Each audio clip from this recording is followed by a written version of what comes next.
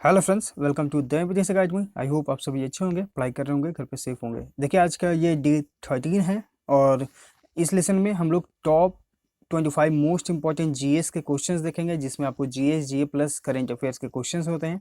ठीक, साइंस भी आपको देखने को मिलेगा, हिस्ट्री भी रहेगा, करेंट अफेयर्स भी रहेगा। सारी चीज़ जो है यहाँ पे जो एक एग्जाम में आते हैं 25 क्वेश्चंस में से सारे आपको इस तरह से यहाँ पर आपको प्रोवाइड किए जा रहे हैं डेली। ठीक, ये डे 13 है, आपको ऑलरेडी डे 1 टू डे 12 कराया जा चुका है। तो अगर आप प्रीवियस लेसन्स को देखना चाहते हैं तो हमारा यूट्यूब चैनल जो है द एमपीएस अकेडमी, आपको इसके प्लेलिस्ट सेक्शन में जाएंगे, वहाँ पे आपको मिलेगा GA, GS plus current affairs for SSC, BPSC और एनटीपीसी के लिए। तो आप लेसन को कंप्लीट देखिए, अगर कहीं पर कोई दिक्कत हो तो जरूर कमेंट करिएगा। ठीक, आते हैं क्वेश्चन नंबर फर्स्ट पे। नंद वंश के पश्चात मगध पर किस राजवंश ने शासन किया? ऑप्शन है गुप्त, कुषाण, मौर्य या फिर सुंग। तो देखिए, यहाँ पर जो हमारा राइट आंसर है वो है आपका ऑप्शन सी। नंद वंश के बाद जो आया राजवंश वो था आपका मौर्य। ठीक, और इसमें जो सबसे प्रसिद्ध हुए वो कौन थे? चंद्रगुप्त मौर्य। ठीक, और जो नंद वंश है इनको उखाड़ फेंकने में जो है चंद्रगुप्त मौर्य, और इनका साथ देने वाले कौन थे? कौटिल्य, जिन्हें हम लोग चाणक्य के नाम से भी जानते हैं। तो ये जो नंद वंश को उखाड़ने के लिए मौर्य वंश में सबसे जो आए वो है चंद्रगुप्त मौर्य, और इनका साथ दिया था कौटिल्य ने। ठीक, क्वेश्चन नंबर 2। हड़प्पा काल की एक उन्नत जल प्रबंधन प्रणाली का पता कहाँ लगाया गया है?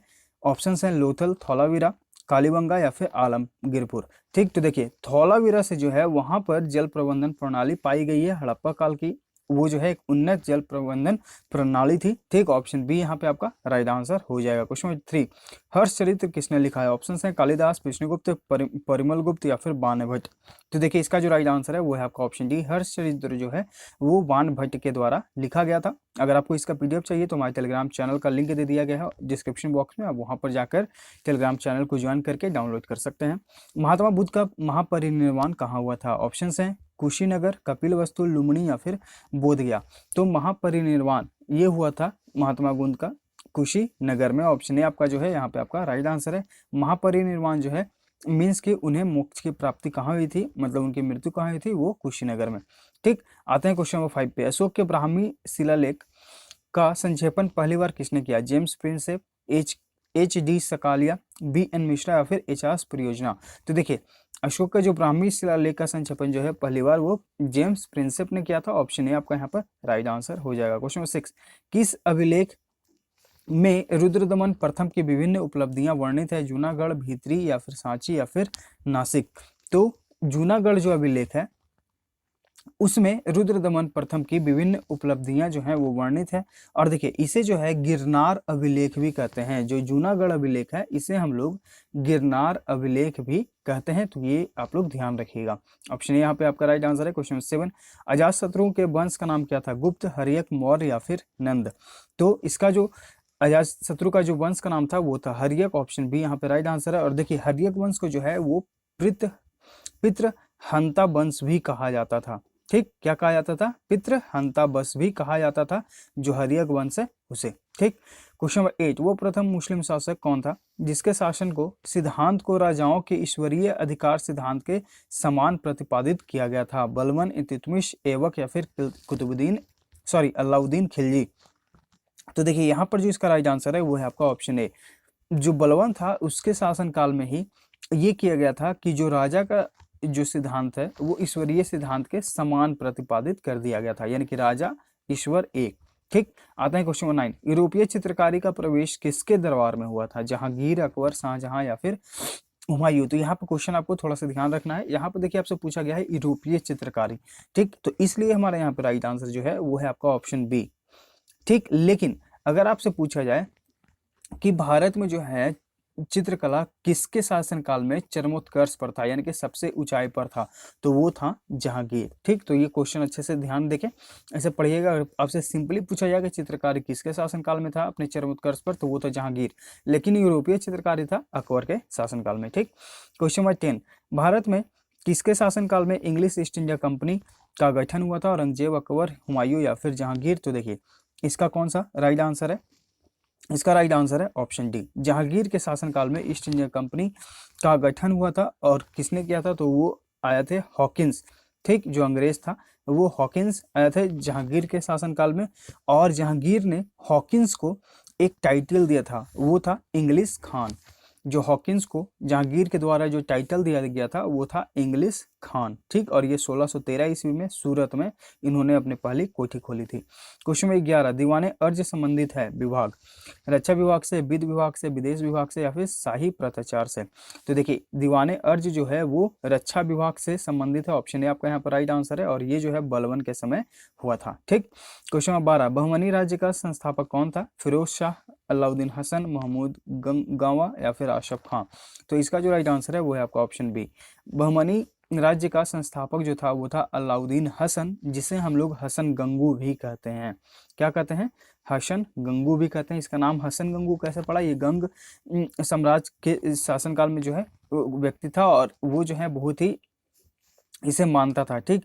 तो वो जब मानता था तो इसलिए जो है लोग उसे हसन और फिर गंगू को सपोर्ट करता था, इसलिए हसन गंगू इसका नाम पड़ गया था। तो अलाउद्दीन हसन को हम लोग जो है हसन गंगू के नाम से भी जानते हैं। क्वेश्चन नंबर 13, फारसी यात्री अब्दुल रज्जाक भारत में किस राजा के शासनकाल में आया था, देवराय द्वितीय, देवराय प्रथम, कृष्णराय प्रथम या फिर कृष्णराय द्वितीय।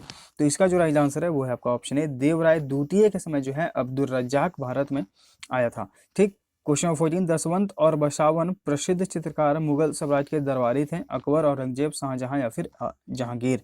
तो देखिए क्वेश्चन नंबर 14 का जो राइट आंसर है वो है आपका ऑप्शन है, दसवंत और बसावन जो है वो अकबर के समय प्रसिद्ध चित्रकार थे, ठीक। ये जो है इसके शासनकाल में जो है बहुत ही बढ़िया इन्होंने है बहुत ही बढ़िया चित्र बनाया था। क्वेश्चन नंबर 15, बिहार का प्रथम मुस्लिम विजेता कौन थे, मलिक इब्राहिम, अली मर्दान खिलजी, बख्तियार खिलजी या फिर इल्तुतमिश। तो इसका जो राइट आंसर होगा वो कौन सा होगा, बख्तियार खिलजी। बिहार का जो प्रथम मुस्लिम विजेता था वो था बख्तियार खिलजी, और इसने ही नालंदा विश्वविद्यालय को जो है विध्वंस किया था, ठीक। क्वेश्चन नंबर 16, राजनीति रत्नाकर के लेखक कौन है, चंदेश्वर, ब्रह्मदत्त, ज्योतिरेश्वर या फिर विद्यापति। तो राजनीति रत्नाकर एक पुस्तक है जिसके लेखक हैं चंदेश्वर, ऑप्शन ए जो है यहाँ पे आपका राइट आंसर हो जाएगा। क्वेश्चन नंबर 17, उद्वंत प्रकाश के लेखक कौन है, मौलिक कवि, बोधराज, विद्यापति या फिर परामल। तो इसका जो राइट आंसर होगा वो कौन सा होगा, वो होगा आपका ऑप्शन ए, उद्वंत प्रकाश है वो मौलिक कवि के द्वारा लिखा गया है, और ये जो है बिहार से संबंधित एक पुस्तक है, ठीक, उद्वंत प्रकाश।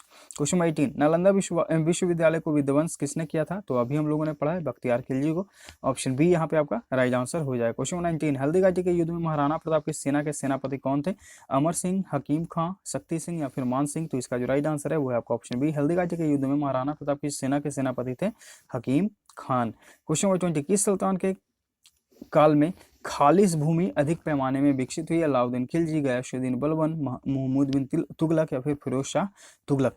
तो इसका जो राइट आंसर होगा वो होगा आपका ऑप्शन ए, अलाउद्दीन खिलजी के शासनकाल में खालिस भूमि अधिक पैमाने में विकसित हुई। क्वेश्चन 21, पानीपत के युद्ध में बाबर की जीत का मुख्य कारण क्या था, उसकी सैन्य कुशलता, तुगलमा पर था, अफगानों की आपसी कूद या फिर उसकी घुड़सवार सेना। तो इसका जो राइट आंसर है वो है आपका ऑप्शन है, उसकी सैन्य कुशलता जो थी उसकी जीत का मुख्य कारण बना था, ठीक। ऑप्शन है आपका यहाँ पर राइट आंसर हो जाएगा। जब्ती प्रणाली किसकी उपज थी, शेरशाह सूरी, अकबर, सिकंदर लोदी या फिर गयासुद्दीन तुगलक। तो जब्ती प्रणाली जो है वो शेरशाह सूरी की उपज थी, ऑप्शन ए आपका जो है यहाँ पे आपका राइट आंसर हो जाएगा, ठीक। आते हैं क्वेश्चन 23 पे, जवाबित का संबंध किससे था, राज्य कानून से, टकसाल से, कृषि संबंधित कर से या फिर मनसब प्रणाली के नियंत्रण से संबंधित कानून था, ठीक। तो देखिए जवाबित जो था वो राज्य कानून से संबंधित था, ठीक। और ये जो है नन मुस्लिम पर लगाया गया था, ठीक, नन मुस्लिम्स पर ये जवाबित लगाया गया था, ये राज्य कानून से संबंधित था। क्वेश्चन 24, दो अस्पा और सिंह अस्पा प्रथा किसने शुरू की थी, शाहजहां, अकबर, जहांगीर या फिर औरंगजेब।